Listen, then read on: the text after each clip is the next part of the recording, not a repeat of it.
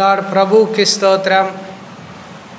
కొన్ని ముండ్ల పొదల్లో పడెను, ముండ్ల పొదలు ఎదిగి వాటిని అణిచివేశాను అంటాడు.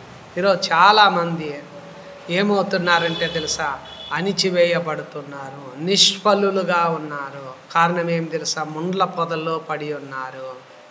ముండ్ల పొద అనగా ఏమిటి అంటే చూడండి, వాక్యం వింటున్నారు కానీ వారిలో హృదయాల్లో ముండ్ల పొద ఉన్నది. ఐహిక విచారాలు, ధన మోసమును మరి ఇతరమైన అపేక్షలు, కోరికలు వారి లోపల నిండిపోయినాయి. అవన్నీ ఏం చేస్తున్నాయంటే వాక్యాన్ని అణిచివేస్తున్నాయి. కనుక వాళ్ళు నిష్ఫలులుగా ఫలించలేకపోతున్నారు.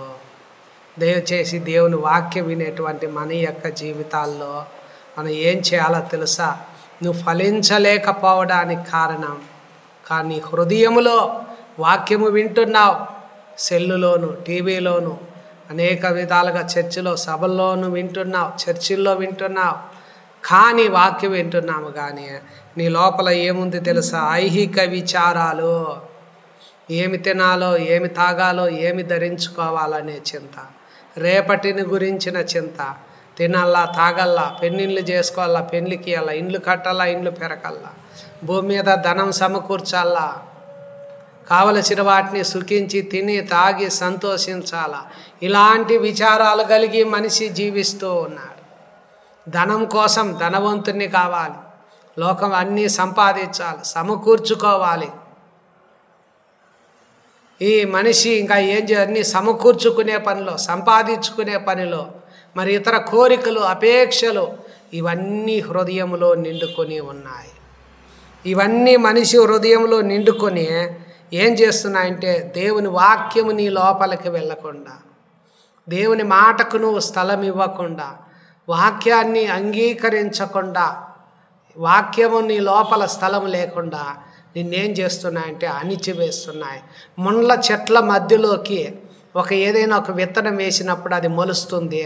ఆ చుట్టూ ఉన్న ముండ్ల పొదలు ఏం చేస్తాయంటే ఆ మొలిచే మొలకను, ఆ చెట్టుని ఏం చేస్తాయంటే అది ఎదగనీయకుండా ఏ విధంగా అణిచివేస్తుంది.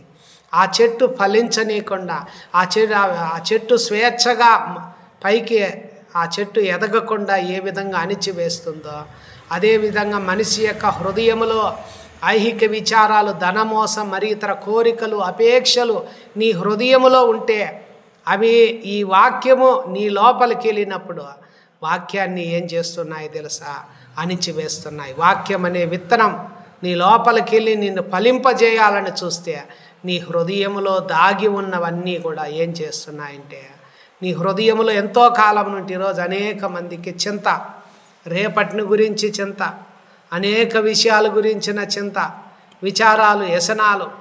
మనిషి ఎప్పుడూ అదే ఆలోచన, ఏం తినాలో, ఏం తాగాలో, ఏమి ధరించుకోవాలనే చింత, రేపటిని గురి ఈ చింతలో ఏం చేస్తున్నాయంటే మనిషి హృదయంలో నిండిపోయి మనుషులను ఏం చేస్తున్నాయంటే బహుగా బాధ పెడుతున్నాయి, మనిషిని గాయపరుస్తూ ఉన్నాయి. మనిషి దాని ద్వారా ఎంతో బాధను అనుభవిస్తూ ఉన్నాడు. ఓ పక్కన అణిచివేయబడుతూ ఉన్నాడు. వాక్యం ఆ వ్యక్తిలో పని చేయకుండా అణిచివేయబడుతూ ఉన్నాడు.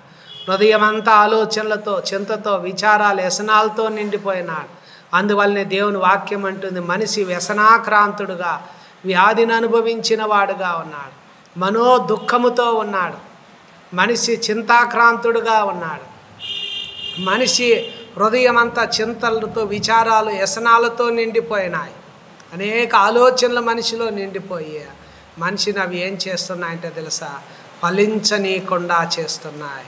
వాక్యాన్ని అవి ఏం చేస్తున్నాయంటే అణిచివేయబడుతున్నారు, నిష్ఫలులుగా మారిపోతున్నారు. చాలా కుటుంబాలు అణిచేయబడుతున్నారు.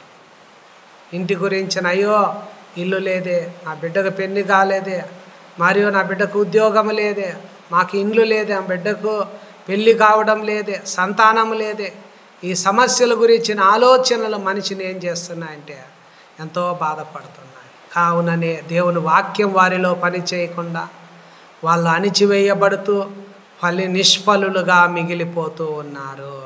ఒకవేళ దయచేసి ఇలాంటి పరిస్థితుల్లో నువ్వు ఉన్నట్లయితే నువ్వు ప్రభు వైపు చూస్తే ప్రభు నిన్ను కనికరిస్తాడు.